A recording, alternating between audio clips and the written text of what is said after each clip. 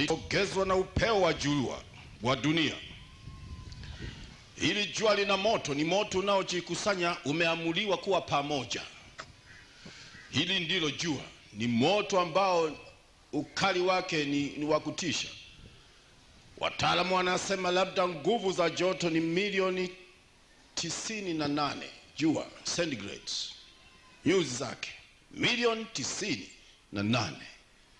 Sasa hilo litasogezwa na dunia ili kuwafundisha watu waliobaki, walie wakose nani atakayewasaidia. Na kifo hakiji kirahisi, maana kifo kitainama mbele ya Mungu, kitazuiliwa kumfanya mtu aende kaburini mpaka asipotimiza hayo ambayo ni namba, mpaka mwisho, ile miaka 3.5 ya mwisho, ndipo kukatwa.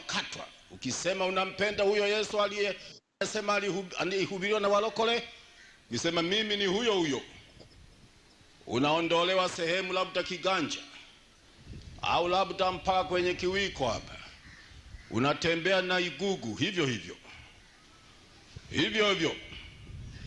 labda mwaka mmoja unakatwa mkono wa mpaka begani, linamonyolewa hapa, zitakuwa zinatoka funza weupe, utatamani kuwa uangoje watoke ule, lakini akitoka ukitaka kuwatupia hapa polio, hutaruhusiwa kula chochote hata kama unakishika mkononi.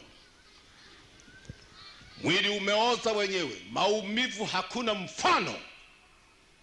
Labda miaka 2 mikono yote huna, unatembea tu gugu hivyo, miguu tu, lakini hakuna mikono wala hakuna nini. Kufa hakuna, kilio na kusaga meno.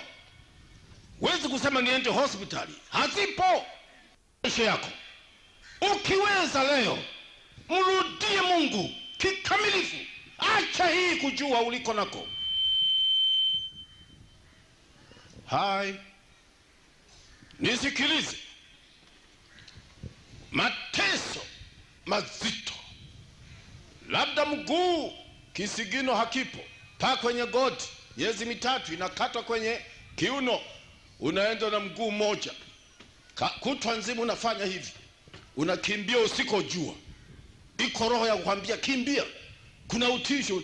Kifanya hivi kama majitu yanakuja, unatimuka mbio, tizama hakuna, unakwenda na mguu mmoja. Huwezi kuingia nyumbani, maana Bwana asema mtazijenga nyumba, hamtazikalia, hamtaingia ndani yake siku zile.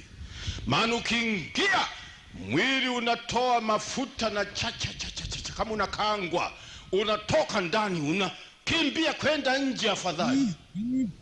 Halafu japo mateso ya joto nje, lakini usiku hakuna cha baridi, ndio itakuwa joto kubwa kali kuliko mchana. Ole wao. Mimi nimeokoka na ninaenda kwa Yesu. Kuokoka maana yake ni kuokoka na jehanamu, kuokoka na hukumu ya Mungu. Ndio maana ya kuokoka, sio kutokunywa pombe. Kuokoka maana yake sihukumiwi, situpwi jehanamu.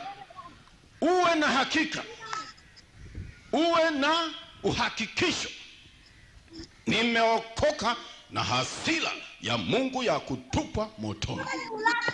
Ndipo hapo unakaa unasema Yesu ananikuta hapa. Bila kuwa na hakika hiyo, unasumbuka. Kuabudu na kwenda kanisani ni bure, unajaza kanisa, unatuletea sadaka, tunameza, unatupa tu kwenda jehanamu. Mungu hahongwi, humhongi Mungu kwamba nitoe masadaka mengi anisamee dhambi. Never. Mungu hahongwi kama binadamu. Toa sadaka kwa wingi ukijua ninajenga nyumba ile nitakayoikuta juu. Maana kila mtu atakaa kwenye nyumba yake sawa na alivyotoa duniani. Ukiwa na hakika naenda kwa Mungu, toa sana ukute nyumba ya dhahabu. Ile roho ikemee mwenyewe. Waliobahili wanajijua wenyewe, na hiyo ndio roho inakushuhudia imo ndani. We mwenyewe ni mchungu kumpa Mungu wingi wa fedha yako au mali, lakini kwa binti aliye mzuri au mwanamume aliye mzuri unavitoa tena kwa haraka. Lakini kwa suruali nzuri au gauni nzuri la shilingi 20,000 kama hivyo, sijui gharama yao, unatoa haraka dukani. Viatu vizuri labda 10,000, 12,000, 15,000, 20, unatoa haraka. Lakini kwa Mungu ni maskini kule, mpaka upigane na moyo wa kutoa. Hii inatosha. Basi kule juu vile vile umefungiwa ufalme. Hili neno ndio lisemalo, lisome likushuhudie lenyewe, kasoni hujui kulisoma. Haleluya. Itakuwa dhiki, alafu maumbano ya vita vitaanza. Leo nilikuwa nikisikiliza